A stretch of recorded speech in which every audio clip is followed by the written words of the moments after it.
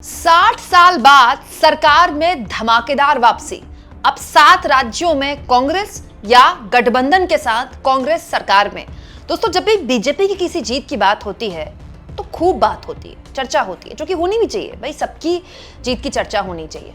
लेकिन जब अब हम इसको लेकर काफी बात कर चुके हैं, चाहे बंगाल को लेकर हो, फिर दूसरे राज्यों को लेकर हो, क्यों ना बात की जाए उस पार्टी के लिए भी जिसके बारे में आलोचनाएं ज्यादा होती है। मैं बात कर रही हूँ कांग्रेस पार्टी की। दोस्तों, कांग्रेस पार्टी न केवल तमिलनाडु में 60 साल बाद सरकार में वापसी कर रही है, आफ्टर 60 इयर्स, बल्कि 7 राज्यों में भी या तो कांग्रेस या फिर कांग्रेस के गठबंधन की सरकार चल रही है। क्या कांग्रेस अपने रिवाइवल के दौर में है? क्या कांग्रेस एक बार फिर से धीरे धीरे मजबूत हो रही है? और रीजनल पार्टीज के खात्मे में कांग्रेस का कौन सा हित छुपा हुआ है? मैं आसान भाषा में आपको समझाती हूँ। दोस्तों, तमिलनाडु में भले ही कांग्रेस का गठबंधन हो डीएमके के साथ, लेकिन डीएमके ने पावर शेयर नहीं किया था कांग्रेस के साथ कभी भी। लेकिन देखिए, गजब का ऐसा संयोग हुआ कि टीवीके विजय की पार्टी सबसे बड़ी पार्टी बन गई तमिलनाडु में। न केवल सबसे बड़ी पार्टी बन गई, बल्कि उसको बहुमत का आंकड़ा भी कम पड़ गया, जिसके बाद कांग्रेस पार्टी ने अपने 5 विधायकों का समर्थन उसको दे दिया। और अब इस समर्थन के साथ कांग्रेस पार्टी उस सरकार का हिस्सा बनने जा रही है। ऐसा करते हुए दोस्तों, कांग्रेस पार्टी करीब 60 साल बाद तमिलनाडु की सरकार में हिस्सेदार होगी। मतलब आज तक उसका गठबंधन तो डीएमके के साथ था, लेकिन पावर शेयर नहीं करती थी डीएमके। अब टीवीके को समर्थन मिला है कांग्रेस पार्टी का, बाकी पार्टियों का भी मिला है, तो इसका मतलब कांग्रेस पार्टी उस सरकार का हिस्सेदार बनेगी, उसके कुछ विधायक मंत्री भी बनेंगे। ये बहुत बड़ी बात है दोस्तों। हालांकि दोस्तों, इसमें कांग्रेस पार्टी की कोई तारीफ आप नहीं कर सकते। ये तो सिचुएशन ऐसी बनी कि कांग्रेस को इसका फायदा मिल गया। एक राष्ट्रीय पार्टी की केवल 5 सीटें आ रही है। ये अपने आप में बड़ी सोचने वाली बात है, जहां इतने लंबे टाइम से उसका गठबंधन है। और इसको लेकर भी चर्चा होनी चाहिए कि जब टीवीके की ऐसी आंधी चल रही थी, तो क्यों ना चुनाव से पहले कांग्रेस पार्टी ने उनके साथ गठबंधन कर लिया। लेकिन जो भी हो, तमाम आलोचनाओं के बाद भी न केवल वहां कांग्रेस पार्टी सरकार का हिस्सेदार बनने जा रही है, बल्कि राहुल गांधी वहां जाने भी वाले हैं। शपथ ग्रहण होने वाला है। कल सुबह 10 बजे विजय का शपथ ग्रहण होगा, राहुल गांधी वहां मौजूद रहेंगे। तो क्या ये अपने आप में कांग्रेस की रिवाइवल की कहानी कहता है? क्योंकि इस चुनाव में दोस्तों, न केवल कांग्रेस ने तमिलनाडु में इनडायरेक्टली सरकार का हिस्सा बनकर सबको चौंकाया, बल्कि केरला में भी बहुत बड़ी मेजोरिटी हासिल की। केरला में बहुत बड़ी जीत हुई है कांग्रेस पार्टी की, और ये ऐसी जीत है जिसके बारे में चर्चा कम होती है। असम में बीजेपी की बहुत बड़ी जीत है, इसमें कोई तो राय नहीं। बीजेपी की जीत बंगाल में बहुत बड़ी है। लेकिन इस हिसाब से अगर आप इस पूरे चुनाव को देखें दोस्तों, तो 5 राज्यों में अगर विधानसभा चुनाव हुए, तो दोस्तों इस 5 में 3-2 का रेशियो रहा। दोनों ही राज्यों में कांग्रेस समर्थित सरकार बन रही है। एक में कांग्रेस बहुत बड़ी पार्टी बनकर उभरी, केरला, और दूसरी में समर्थन के साथ कांग्रेस यहाँ पर सरकार का हिस्सा बनेगी। दोस्तों, इसके साथ साथ अगर केरला और तमिलनाडु को जोड़ दे, तो अब 7 राज्यों में कांग्रेस की सरकार है। जैसे वो 7 राज्य कौन से हैं? केरला, जैसा कि अब सरकार बनेगी। तेलंगाना, जैसा कि सरकार ऑलरेडी वहां पर है। हिमाचल में कांग्रेस की सरकार ऑलरेडी है। झारखंड में हेमंत सोरेन के साथ गठबंधन की सरकार चल रही है। जम्मू कश्मीर में कांग्रेस सरकार का हिस्सा है, हालांकि बाहर से समर्थन दिया हुआ है कांग्रेस ने, मंत्री नहीं है उसके वहां पर। इसके अलावा कर्नाटक में तो कांग्रेस की ही सरकार चल रही है, सीएम भी उनका है, डिप्टी सीएम भी उन्हीं का है, और अब तमिलनाडु में भी। तो आप गिन के अगर देखें तो 7 राज्यों में कांग्रेस या उसके समर्थन की सरकार चल रही है। तो ऑन पेपर अगर देखा जाए, तो वो जो कांग्रेस मुक्त भारत का नारा देते थे, उनके लिए कतई अच्छी खबर नहीं है। क्योंकि जितना कांग्रेस को खत्म करने की बात की जाती है, कहीं ना कहीं कांग्रेस अपना मतलब 7 राज्यों में आपकी सरकार बन गई। ऑन पेपर आज से 1 महीने पहले तो ये आंकड़ा नहीं था ना। लेकिन क्या ये दिखने में जितना सुंदर और जितना पॉजिटिव लग रहा है, ऐसा है? अगर आप इन 7 राज्यों को देखें दोस्तों, तो इनमें से कोई भी राज्य हिंदी पट्टी का नहीं है, और यही कांग्रेस की सबसे बड़ी कमजोरी है। कांग्रेस दक्षिण के कुछ राज्यों में गठबंधन के साथ या फिर पूर्ण बहुमत की सरकार बना सकती है।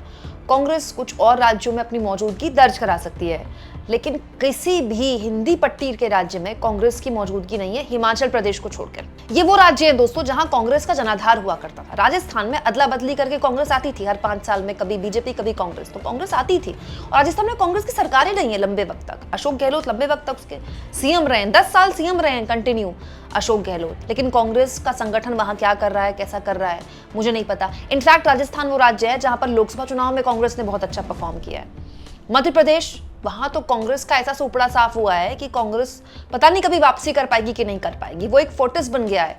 गुजरात के बाद मध्य प्रदेश एक ऐसा किला बन गया है जिसको भेद पाना बहुत ही मुश्किल है कांग्रेस पार्टी के लिए, और यहां उसको डायरेक्टली बीजेपी के साथ फाइट करनी है। असम, गौरव गोगोई अपनी सीट हार गए। गौरव गोगोई जहां से चुनाव लड़ रहे थे असम में, कांग्रेस के प्रदेश अध्यक्ष, लोकसभा में कांग्रेस पार्टी के उपनेता, वो अपनी सीट नहीं जीत पाए विधानसभा चुनाव में। आप सोचिए ये कांग्रेस के लिए कितनी शर्मनाक बात है। और दोस्तों हरियाणा, कांग्रेस ने यहाँ सरकार चलाई है।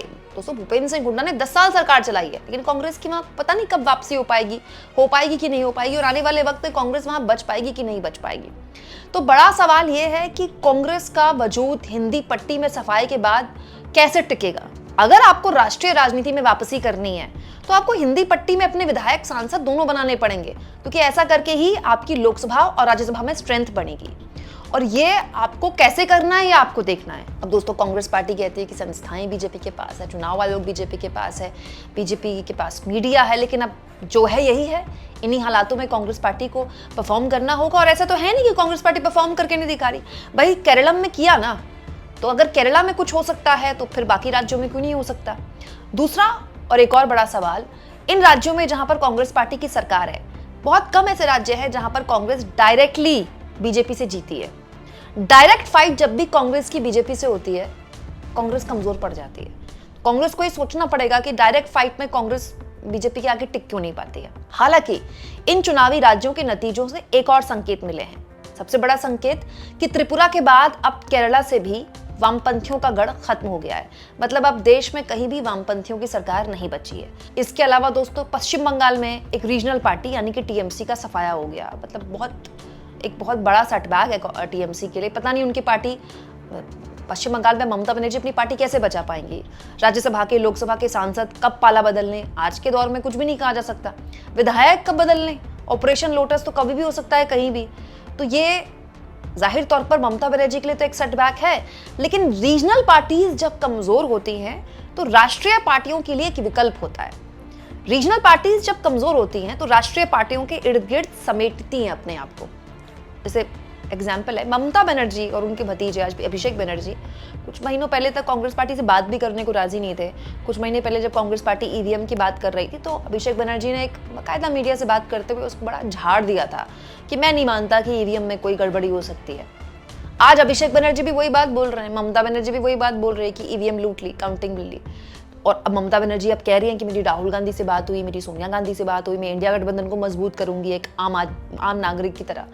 तो ये क्यों हुआ? क्योंकि जैसे जैसे रीजनल पार्टीज कमजोर होती हैं वो नेशनल पार्टीज की अम्ब्रेला में आती हैं। और ये सच्चाई है दोस्तों कि 2029 में जब भी चुनाव होगा तब वो सीधा यूपीए वर्सेस एनडीए या फिर जिसको हम इंडिया गठबंधन कहते हैं, इंडिया गठबंधन वर्सेस एनडीए गठबंधन ही होगा। तो ना चाहते हुए भी वो पार्टियां जो आज या तो तितर बितर हो गई या कांग्रेस के खिलाफ चुनाव लड़ती हैं या लड़ेंगी, उनको ना चाहते हुए भी उनके अम्ब्रेला के नीचे आना पड़ेगा। क्योंकि आज भी अगर आप लोकसभा में देखें सबसे ज्यादा सांसद विपक्ष में किसके पास है? 99 सांसद कांग्रेस के पास है। तो ये तो सच्चाई है ना। दूसरा एक और चीज दोस्तों, कांग्रेस पार्टी ने तमिलनाडु में सरकार का हिस्सा बनकर कम से कम एक एक्टिवनेस दिखाई। नहीं तो कांग्रेस पार्टी यहाँ पर समर्थन पत्र देने में पता नहीं देर कर देती और बीजेपी यहाँ भी लपक लेती मौका। तो यहाँ पर कम से कम कांग्रेस पार्टी ने अपनी गलतियों से सीखा और राहुल गांधी वहां जा रहे हैं शपथ ग्रहण में। मतलब कांग्रेस पार्टी उस गठबंधन को ओन कर रही है। जैसे मोदी जाते हैं अपने अलग अलग राज्यों के मुख्यमंत्रियों के शपथ ग्रहण में, राहुल गांधी वहां जा रहे हैं, हो सकता है केरला में भी जाएं। तो ये इस बात की भी तस्दीक देता है कि कांग्रेस पार्टी अपने गठबंधन और अपने गठबंधन के साथियों को ओन करती है।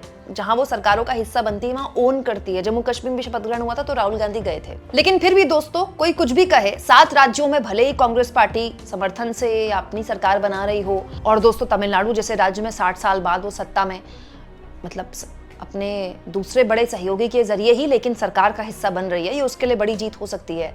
लेकिन इससे बड़ा मौका कांग्रेस पार्टी के लिए कोई नहीं है कि वो रीजनल पार्टीज को अपने साथ ले और हर लिहाज से अपने संगठन पर काम करे, क्योंकि अब उसके लिए डू और डाई सिचुएशन है। जिस हिसाब से हमारे देश का चुनाव हो रहा है, आने वाले वक्त में इन चुनावों की क्या स्थितियां होंगी कोई कुछ भी नहीं कह सकता। हर चुनाव पिछले चुनाव से ज्यादा मुश्किल होगा। हर चुनाव में लेवल प्लेइंग फील्ड पिछले चुनाव से और कम होता जाएगा, इतना कम होता जाएगा कि जो स्पेस है विपक्ष का जो थोड़ा बहुत है वो भी खत्म हो जाएगा। तो ये एक 100 साल पुरानी पार्टी की जिम्मेदारी है कि वो अपने आप को कैसे लीड करती, और अगर वो चाहती है कि विपक्ष का वो चेहरा बना रहे तो उसको इसे प्रूव करना पड़ेगा। आपको क्या लगता है? कमेंट बॉक्स में जरूर लिखें।